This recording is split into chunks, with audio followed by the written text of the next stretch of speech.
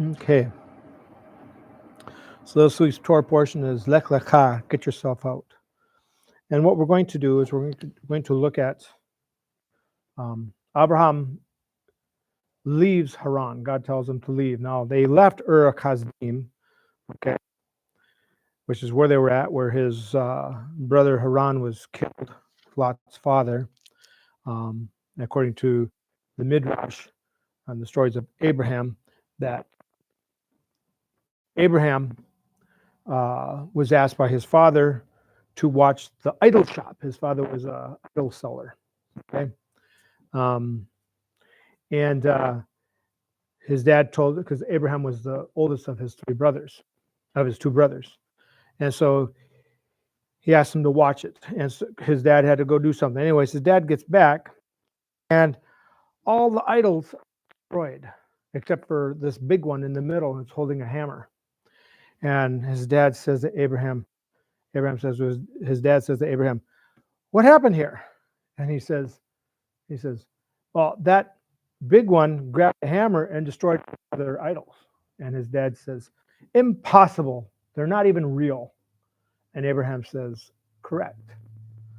Anyways, his dad brought it to Kedorlaomer, or as we know him as Nimrod. And Kedorlaomer had him thrown into a pit of fire. Okay? But nothing happened to him. And Haran smoked and get his clothing, nothing happened. So Haran, his brother, seen this and stood up, and basically was saying the same thing that Abraham was, but his faith wasn't really there. His faith was in Abraham, not in who Abraham's faith was in. And so Kedorlaomer threw Haran into the fire, and he was consumed. Thus, it says about his father that Haran was killed before him. Okay, and so from that point they leave and they travel on to a city called Haran. Probably because, and they stayed there for quite a while. Probably because it was Haran who had died. Probably named after him. Well, no. Oh. It was already named that before. But yeah, that's the wife. Okay, go ahead. Okay. Anyway, so what we see here is that and tells Abraham, Lechah, go from here, country away from your family, etc., to a land that I'm going to show you. Okay, and God wants him to leave, to get away from his family. Why? Not necessarily a good atmosphere for him. And God wants him. God's calling him. Okay, we already know that God was most likely a dealer in idols. His son was killed. Did come to we don't know, but he stayed there. And what's interesting is that that now we read that his dad died. Okay, in Haran. Terach lived 205 years and he died in Haran. Now the thing is, a lot of people think that the reason why Abraham left is because his dad died. Well, the thing is, when we really take a look at the timeline, we see that Terach died many years later after Abraham had left to go to the land of Canaan. Okay, so he died in Haran without Abraham. Abraham left with his wife, with all his possessions, and it said that he left Lot,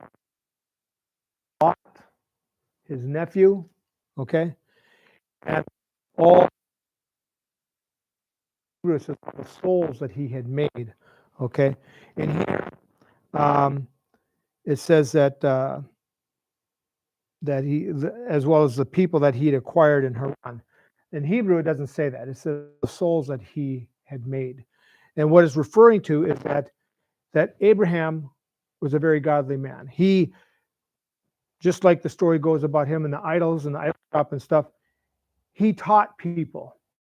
And that's what we're going to read about too, even in the next couple stories and stuff, is that he taught people the one true God, converted them to the belief and monotheism of the one true God.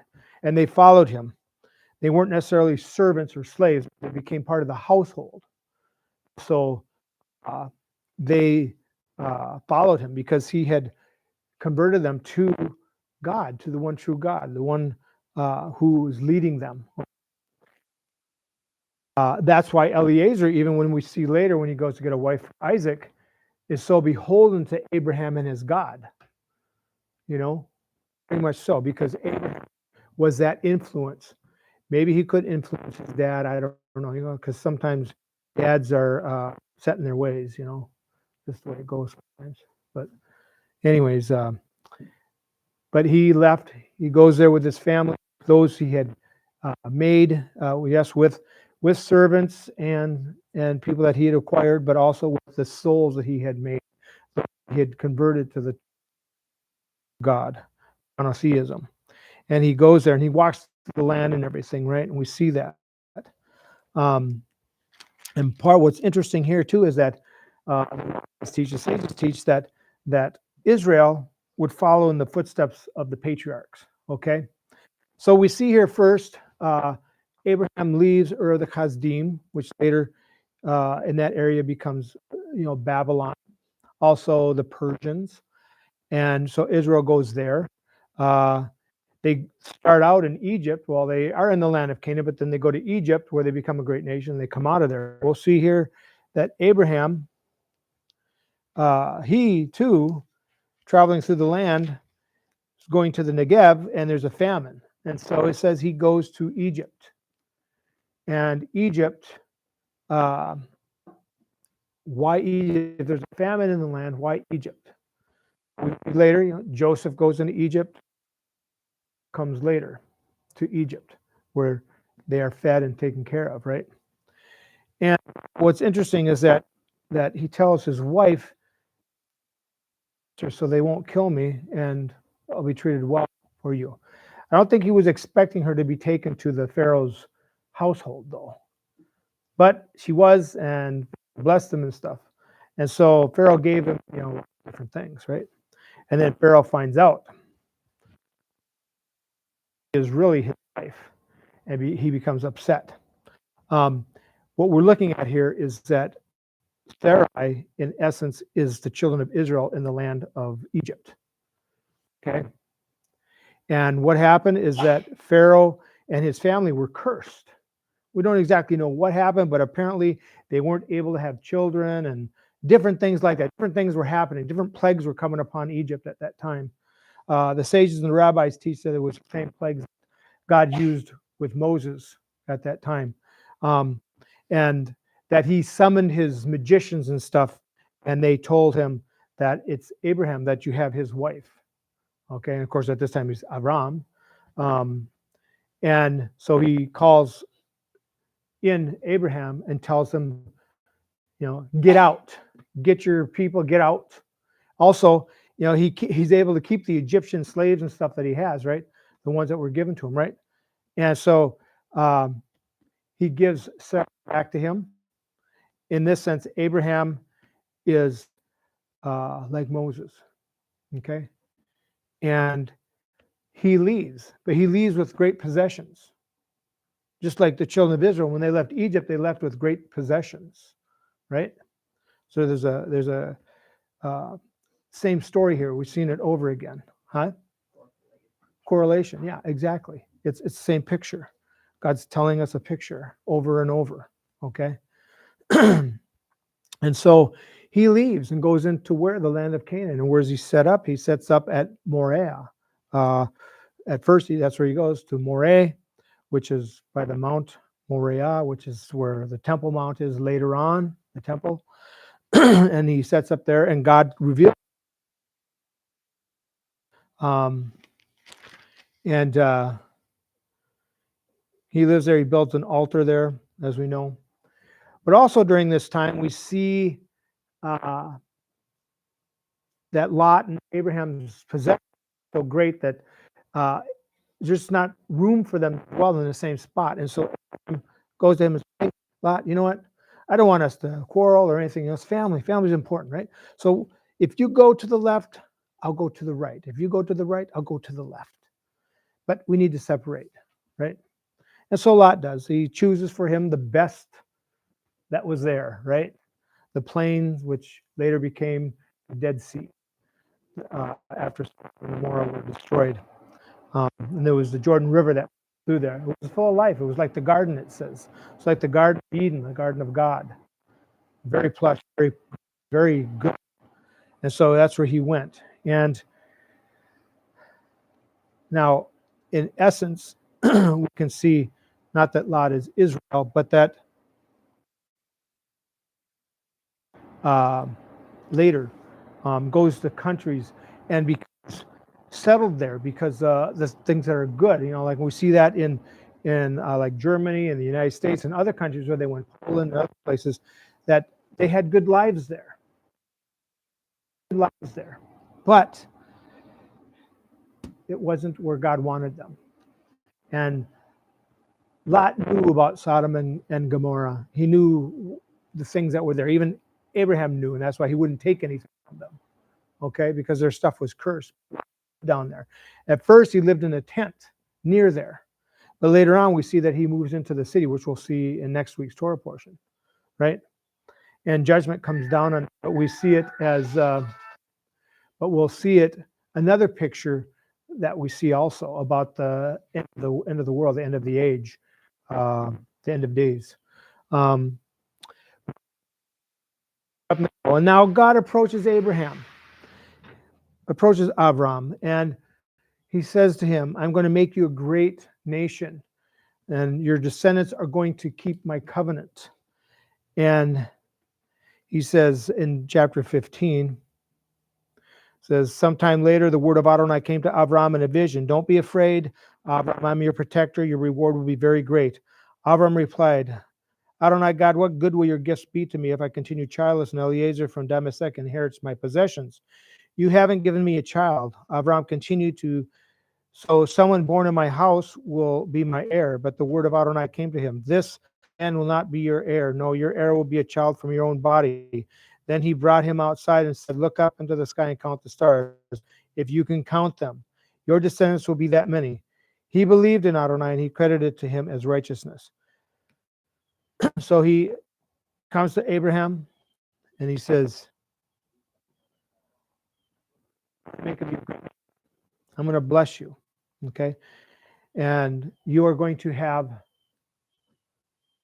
a son, and you're going to have descendants, and they're going to be as numerous as the stars of the sky, right? If you can count them, that's how many you're going to have. He believed God. He had faith. He put his trust in God that this was going to happen. His faith is made him that God credited him as righteousness because he believed him without a doubt, right? Well, now we go into this where in verse 7 of 15, then he said, who brought you out from Ur-Kasdim to give you this land as your possession? He replied, Adonai God, how am I to know that I will possess it? And he answered him, bring me a 3-year-old cow, a 3-year-old female goat, a 3-year-old ram, a dove, and a young pigeon. And he brought him all these, cut the animals in two, and placed the pieces opposite each other. But he didn't cut the birds in half. Birds of prey swooped down on the carcasses, but Avram drove them away. As the sun was about to set, a deep sleep fell on Avram. Darkness came over him. Okay, where do we hear about a deep sleep? Adam, right? And out of Adam came who? Chava, right? Eve. So now we're seeing, there's a picture here too, okay? Adonai says to Avram, know this for certain, descendants will be foreigners in a land that is not theirs. They will be slaves and held in oppression there for 400 years. But I will also judge that nation, the one that makes them slaves. Afterwards, they will leave with many possessions. As for you, you will join your ancestors in peace and be buried at a good old age. Only in the 4th generation will your descendants come back here, because only then will the Amori be ripe for punishment. What's interesting is that when we look at a covenant being made, it's usually, or promises it's made with us, it usually doesn't follow to the next generation, right? So as human beings, we only see part of the story. We don't see that part that we live. But God, who is forever, sees the whole thing out. And he's making a covenant out, not with just Abraham, but with his descendants after him, everybody of his descendants. Okay. And he's going to live for a good long time. But it says that his descendants will be slaves for 400 years. Now, when we go to when Israel's in Egypt, we see that they were only there for 210 years. Why? Because God, as we read, God heard their cries, their moanings, their repentance and efforts. And so it says that in the fourth generation, will your descendants come back here? So he cut it short. Generation is 50 years too, so that would have been, he said 4 generations at the same time. Even though he said 400 years, he said 4 generations. So he already knew that it was going to be cut short. Yep. And that's a promise we see too, that we read in Revelation too, that Yeshua says that if that time period, the tribulation wasn't cut short, there would be no one to live, no one to survive, right? And so here we go. Oh, big picture here. Same thing. God is telling Abraham the same thing. So you're going to be there for 400 years, but in the fourth generation, I will bring them back. I will cut it short. Because if I don't cut it short, no one to bring back. Okay? It'll be a remnant. It's a remnant, right? The beginning is teaching us the end, and the end is teaching us the beginning. What is it that God is doing? We started out in the garden. The world was destroyed. Now we have a picture of that too, the world being destroyed. The world, the first world, the world with Adam through Noah, it was that present age, right? But the world after that was the world to come. Okay, but now we call it the world of this age. And we're looking for the world to come after this age, right? A new beginning. And that's what Noah was given, a new beginning. Noah was the 10th generation from Adam. Number 10 is a number for judgment, right? Abraham is the 10th generation from Noah. Again, judgment comes. God finds Abraham worthy and his descendants worthy. Instead of destroying the world again, he builds his promises on Abraham and his descendants. You see how that works? It keeps going, keeps repeating. We're going to see a lot of this. So a deep sleep falls on him, right? And horror and great darkness come. Abraham, know this for certain. Okay, and we just read that. Your descendants are going to be slaves and held in Egypt, in a foreign country, for 400 years. Okay, and they're going to be oppressed and stuff. But in the fourth generation, your descendants will come back here. Okay, so he's going to cut it short. Okay, just as we were just talking about. Now, after the sun had set and there was thick darkness, a smoking fire pot and a flaming torch appeared, which passed between the animal parts. That day Adonai made a covenant with Avram. Descendants from the body of Egypt. What's the body of Egypt? If you look in the top, there's a whole bunch of, from the Nile, there's a bunch of different rivers that break off of it go into the Mediterranean, right? And the body, and right there where the river and those come together, they generally refer to that as the body of Egypt. So all the way, this is the promise of the land, right? We only see, Israel only got part of it. See, that's another picture there. Just as we only got a picture of the new covenant, he got a taste, and Israel got a taste of the kingdom to come. Okay? And it's okay. The body of Egypt to the great river, the river Euphrates, the territory of the Canaani, the Kenizi, the Kadmoni, the Hitti, the Perizi, the Rephaim, the Amori, the Canaani, the Girgashi, and the Yavusi. Okay? That's what he's going to give them. It's way bigger than what Israel did take. Okay? They were only given a small portion of it. But the portion to come, in the world to come, is going to be much bigger. Much bigger. And so we continue on. Now, the covenant God made with Abraham, when we take a look at it,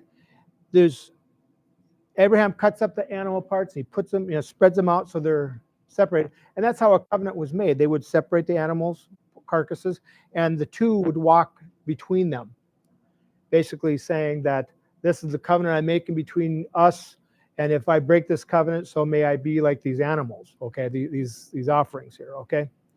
And But what's interesting is that it says a fire pit and a torch, a lapid, walked between them. Okay? What it is that God walked between there for Abraham. See, Abraham can't break it because in reality, God made it with himself and gave it to Abraham as an honorary covenant. Okay? Something that can't be taken away because God made it. God can change it. He can upgrade it, and that's what he's done. That's why the new covenant, which we refer to, is really the a renewed covenant. And the other covenants that come after that are just built upon the same covenant of Abraham. Okay? They're not done away with. So just because a new part of the covenant comes out doesn't mean it takes away from what was from the beginning. Okay? It's not there. Just like the covenant that God made with Noah is not done away with either. God has built upon this a covenant and continues to build a covenant. And what we refer to as the new covenant, according to Jeremiah 31, a renewed covenant, a refreshed covenant. Okay? And God makes it with Abraham. So, but he gives it to Abraham as a honorary covenant because he knows that Abraham is human. He's going to make mistakes. He's not going to uphold it the way he should. Okay? And so what he does now, and we'll go to chapter 16, and we see that in essence, if God had made it with Abraham and Abraham had walked between there, Abraham would have broke the covenant. Why? Now Sarai, Abraham's wife, had not borne him a child, but she had an Egyptian. Sarai said to Abraham, "Here now Adonai has kept me from having children, so go in and sleep with my girl. Maybe I'll be able to have children through her." Abraham listened to what Sarai said. Okay, where do we hear this? Because you listen to your wife. Adam and Eve again, right? Goes back there. Because you listen to the voice of your wife, right? Now, when we see these two things, bad things happen, okay? Bad things happen. His wife. He went in and did what he needed to do, right? Because he too was thinking, well, God can be through you, but maybe that's what God's meaning. You know, so listen to his wife, you know. Maybe just through her, and we can have children that way, you know. And so he believes her and stuff, right? Well, we know that was a mistake, especially now over of what's happened, right? If Abraham had said no, then we wouldn't have the scourge that we have today in the Middle East. But just like Adam, Noah listened to his wife. And not only that, but Hagar became a disrespectful person to Sarah, right? Disrespectful.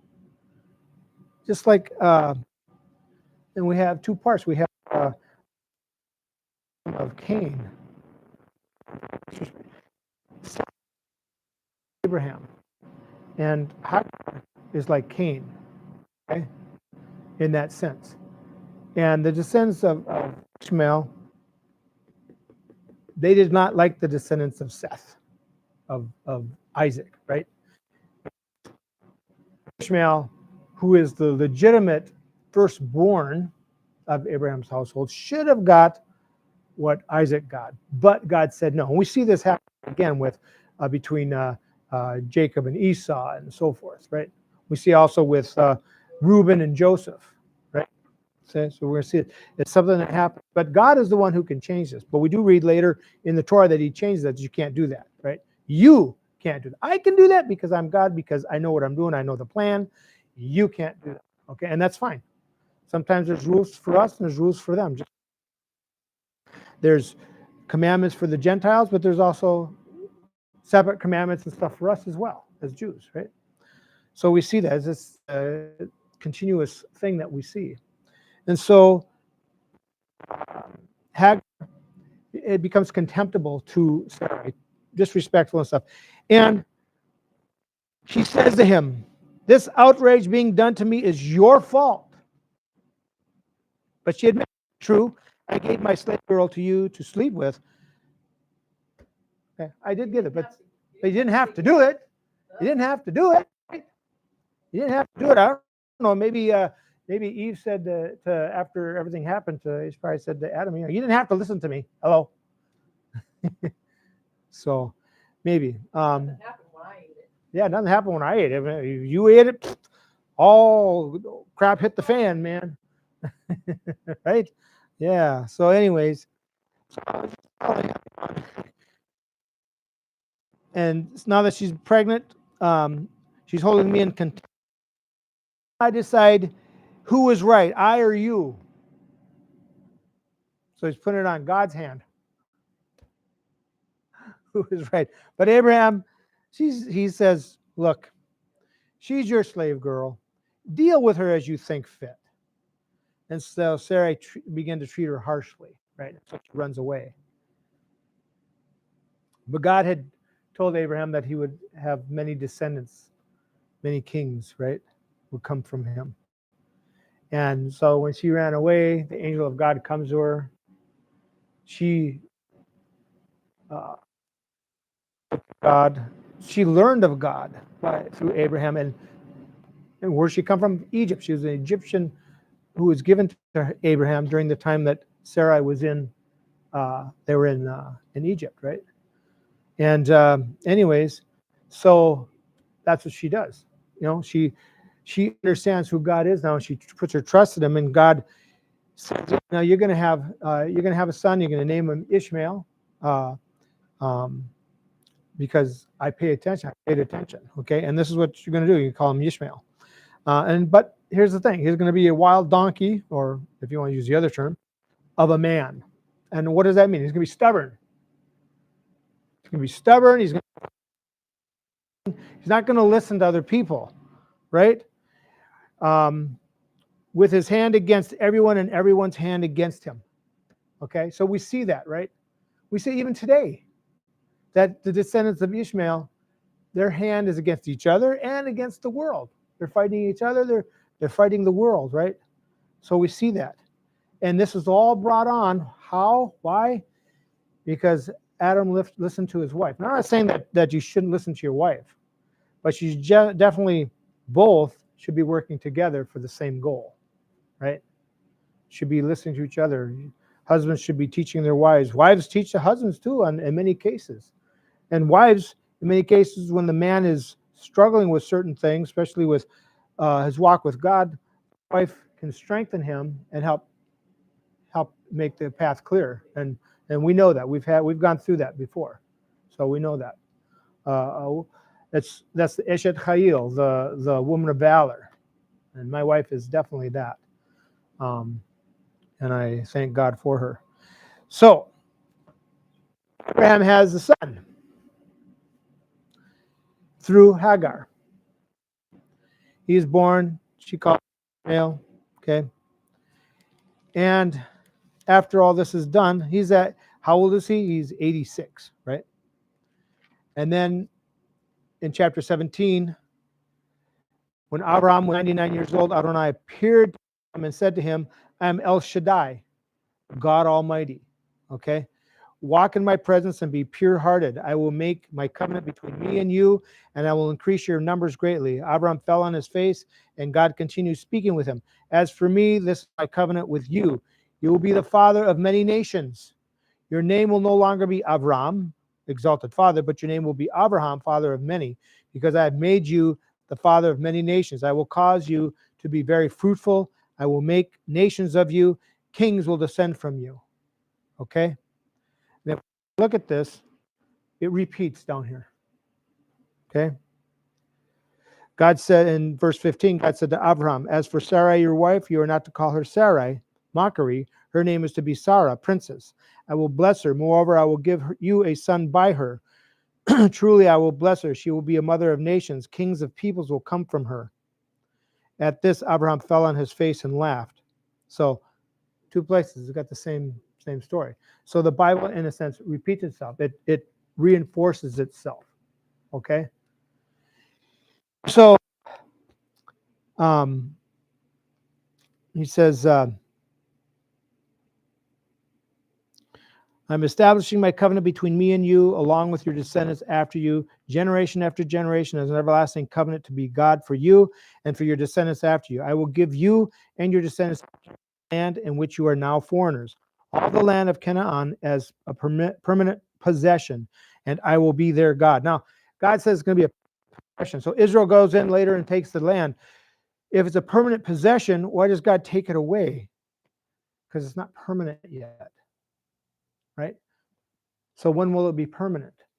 It won't be permanent until the renewed covenant, the new covenant, the world to come. And then it will be a permanent possession, never to be taken away, right? Huh? A little tease along Yeah, it's a taste, right, of what you can have.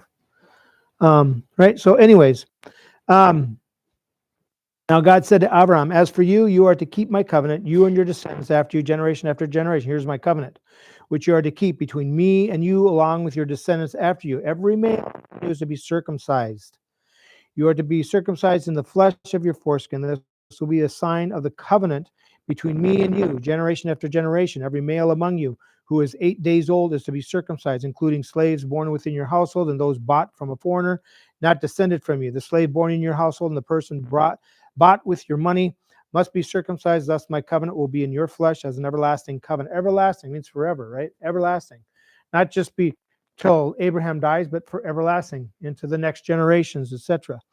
But any uncircumcised male who will not be circumcised in the flesh of his foreskin, that person will be cut off, broken my covenant. Okay. Now here's the interesting thing. We see this happening. It's happened a couple times where Israel was in the land of Egypt, and later on they weren't circumcising their children, so they had to circumcise again. Again, we see after 40 years go into the land, Joshua has the children of Israel, the men, be circumcised again. Why? Because we're going to see this as we see this. In order for the covenant to be established, they have to follow that practice. So guess what? When Israel came out of Egypt, came out with a mixed company, right? Guess who also had to be circumcised? That mixed company. Now, what we're looking at is physical circumcision. It's physical circumcision, yes, it's for Israel, for the Jews. But there's a spiritual circumcision, a circumcision of the heart that Moses talks about, that Paul refers to and talks about as well. And that's for everybody. It's the physical circumcision. It's the circumcision of the heart, to cut away that hardness and that rebelliousness that's on us, to have a true relationship with God. Okay? A true intimate relationship with God is to sever that foreskin of our heart. And when we talk about the heart, we're referring to the mind, okay? In Judaism and stuff, when we're talking about the heart, we're talking about the mind.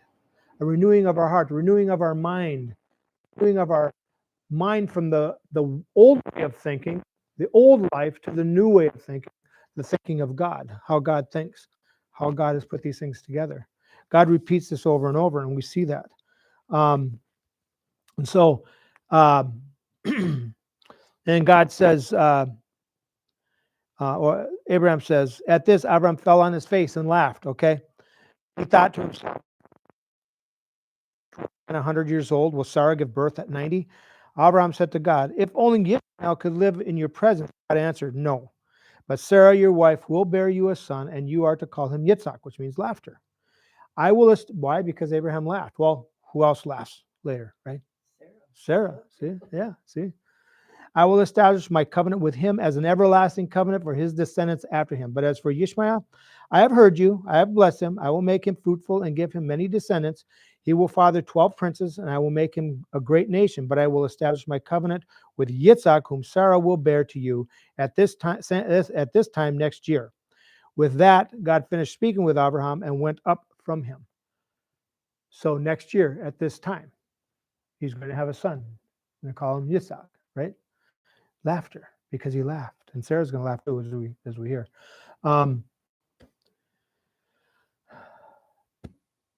But he says, but God, what about Ishmael? He's my son too. God says, no, he might be your son. I've heard you. He'll be too, but no. The idea was for you not to have a son with Hagar, but to have a son with Sarah, and we're going to continue this. And covenant will follow him as an everlasting covenant. My covenant will be on him, not on Ishmael, on him. So I've heard a lot of people say, well, Ishmael was Abraham's descendant too, so the covenant must go with him too. No, it doesn't. And God says it right there. They are not part of the covenant. Yeah, God's plan. Ishmael is man's desire to make it happen. Yitzhak is God's plan to make it happen. He was the promised son, right? He's the promised son. Yeshua, the promised son, right? So we see that it happens over and over. And it's very important that we see that. And so Abraham was 99 years old when he was circumcised in his flesh. Ishmael was 13 when he was circumcised in his flesh. This is where we get the concept of a bar mitzvah, a boy being having his bar mitzvah at 13. In essence, he becomes an adult. He is now able to be minion of men for prayer and teaching and stuff like that, to lead a congregation, help lead a congregation, read from the Torah, right? So that's kind of where we get that. And we see that. So that guess who was also circumcised on the 8th day? Yeshua was circumcised on the 8th day. And what day was that? Shemini Ateret, the 8th day. Hello, part of Sukkot, right? The last day of Sukkot. He was circumcised on the last day of Sukkot. The 8th day. The supernatural day.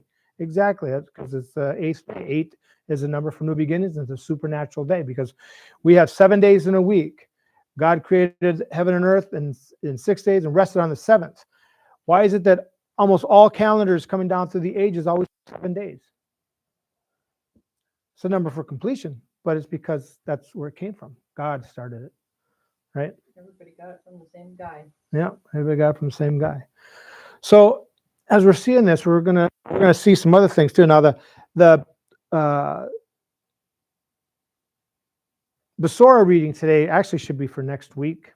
I don't know why they put it in this week's, so we'll probably read that again next week, because there's some mighty things happening with that verse and with Akedah, the binding of Isaac, that are very important that people understand what that's all about. You know, because that's all a future thing. It happened in the past. God's doing it in the physical, and then he does it in the spiritual.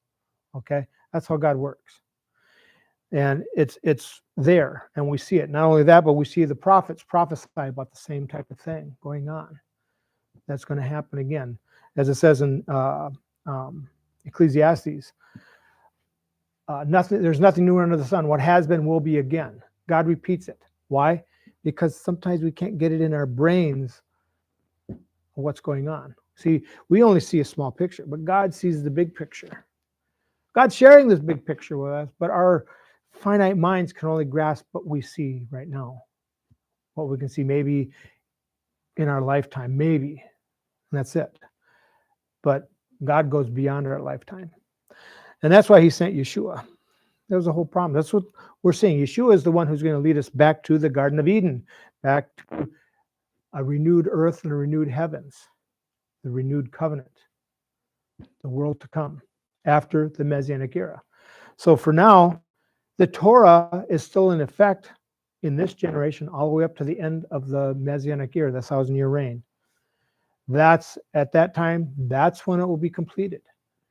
And the new earth and new heavens will come into be. And the new Jerusalem, it's the Garden of Eden coming back to earth, because God took it away before the flood, before, because of the sin of Adam and Eve, and how evil people became then, right? It's interesting that God only found Noah in that world, but that's the same thing with Lot too, right? Lot's family was saved, well, other than his wife, but there's a similar thing there too. Lot left, but the angels had to actually force him out of the city, right? And Noah went in, and then God shut the door. The thing. So there's a picture there. God shut the door on the ark for Abraham, or for Noah, but he also had the angel lead Lot out of the city so he could destroy it. I think he had to put Noah in the ark too. I think that might be true. I think there's a And he's like, yeah. no. Yeah. Let's go. We got to go. Yep. Yeah. Yeah. So Yeah. yeah. So we see the same picture. right? So, so we see, so it repeats. See, we see repeat, right? There's an old joke, but anyways, but it's not a joke. God is repeating things for our benefit, so that we can see these things. That it's So we can't say, yeah. And what I didn't do yeah. that. And what does Joseph say to Pharaoh? The two dreams are one, but he's giving you it twice because it's going to happen, right? Because that's what God's telling us. This is what's going to happen. It's going to happen. Eventually, it's going to happen. All right? So we got to understand that. All right. So we will bow our heads and do the priestly blessing. Page 586. Our God and God of our fathers, bless us with the threefold blessing in the Torah written by the hand of Moses, your servant, and pronounced by Aharon and his sons, the priests, your holy people, as it is said. May the Lord bless you and keep and protect you. Maybe you will. May the Lord make his face shine on you and be gracious to you. May the Lord turn his face towards you and grant you peace. Yivarecha Adonai v'yishmerecha. Ya'er Adonai panav elecha v'chunecha. Yisa Adonai panav elecha v'yasem lecha. Shalom. Go in peace. Have a great rest of Sabbath. A great week this week coming up. Next week will be on Vayera. Be the fourth Torah portion for the new year. Tuesday night we have our Torah Club at 7 o'clock. And you can go to FFOZ or TorahClub.org, FFOZ.org or TorahClub.org, and look and see what Torah Club's all about. It's great right now. From a Jewish perspective, which is really great. And the thing that's interesting is that they have a saying, which I have adopted for us too, is that Jesus is Jewish, and that changes everything. Okay? And so we need to understand that. But also Wednesday night, we have our Wednesday night study, which we're finishing up the book God-Fearers by Toby Janicki, and then we'll start the week after with the book Tent of David by Boaz Michael, which is really excellent. We're going to split into each chapter into two because the chapters are pretty long. So we'll be splitting those up into two readings, and I'll let everybody know where we're going to finish each week on there. And so there'll be about 20 questions on each one, which I've already got done. I've already finished a lot of it. Very good to help us understand. It's preparing the tent of David. That includes about the Gentiles and their place in the tent of David. Okay, very important and stuff. So, but other than that, keep praying for Israel. Keep praying for our president, for our government. Also with the SNAP and stuff like that, make sure that if we can give to food shelf and stuff like that for people who need it, that they can get this figured out, that the other side will quit with their demand for this ACA thing. They can talk about it after. Not what's important right now. We need to just get the government back so that people can back to work, especially the people that are at the airports. What do you call them? Air traffic controllers and stuff. You know, it's dangerous. But yeah, without pay. So, and our military, you know, defending our country and stuff like that. We really need to be praying about that. So. Yeah. Well, they had to because they weren't doing their job. That's the other thing. Some of those air I don't think they're doing their job right now in Congress. Congress. Yeah, I agree. They shouldn't be getting paid for this. Be getting paid for Yeah. one, and Yeah. they should be docked. I agree. Yeah, I like the bill that the Republicans put forward to that anytime there's a shutdown that members of Congress and Senate do not get paid. Yeah, exactly. And Yeah. no back pay either. Exactly. So that they can sit down and say, okay, well, hey, we're not getting paid. We need to fix this, right? Yeah. Yeah. Quit being children. Both sides. I'm talking both sides. Both sides. Quit being children. Huh? Yep, you do your job. Exactly. So, all right. So that's what we have here. Great week. And Tuesday night, Wednesday night, and or back here for services next Shabbat. I Yes. was wrong. Noah went into the ark on his own and God shut him in. Okay. So Noah went in on his own, but God did shut. Probably because he maybe was too heavy. was thinking, Well, the door, they didn't put a latch on the inside or something. yeah. But it's possible. The idea is that he may have been, he was preaching to these people for 120 years, and he was still hoping for more than just his family, I right? figured out that I have to carry in the bags of salt. Yeah. Because every